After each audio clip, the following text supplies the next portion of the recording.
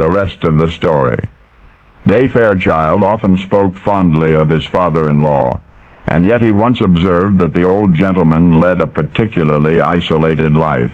"I've never known anyone," he said, "who spent so much of his time alone." Lillian Grosvenor very much loved the same old gentleman. She was his granddaughter, but she was always first to agree. Grandpa's preferred lifestyle was one of continual seclusion, for Grandpa was all of his life long a very private man, aloof and solitary even as a boy. Grandma said that she'd heard stories about Grandpa when he was young.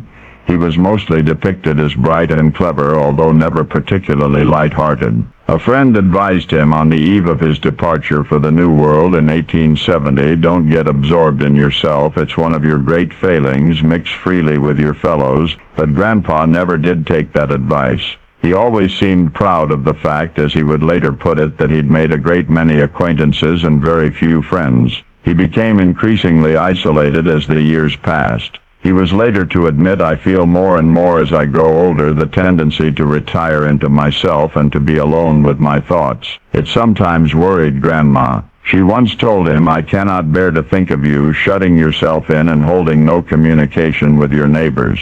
Please try to come out of your hermit cell. You have lived too much by yourself. You've talked about nature and solitude and all that, but you haven't been in a crowd at all, and that's what you need." I guess the word was incommunicative. I guess that's the way you'd have to describe Grandpa, simply not wanting to be bothered. This understood, you can further understand why Grandpa so disliked telephones, for example. The telephone was an avenue of constant intrusion as far as he was concerned. He hated to be interrupted by phone calls. Even more, he abhorred overhearing phone conversations, that is, one voice without the other. Grandpa absolutely refused to have a telephone in his study at home. Nobody would dream of coming to one's house, he said, and demanding an audience while one was dining or bathing or sleeping. So why were people always making these peremptory interruptions by telephone? Accordingly, Grandpa would not permit a phone call to interrupt a meal. After vehement opposition, Grandpa did agree to have a phone installed in his hideaway houseboat, but this was the agreement.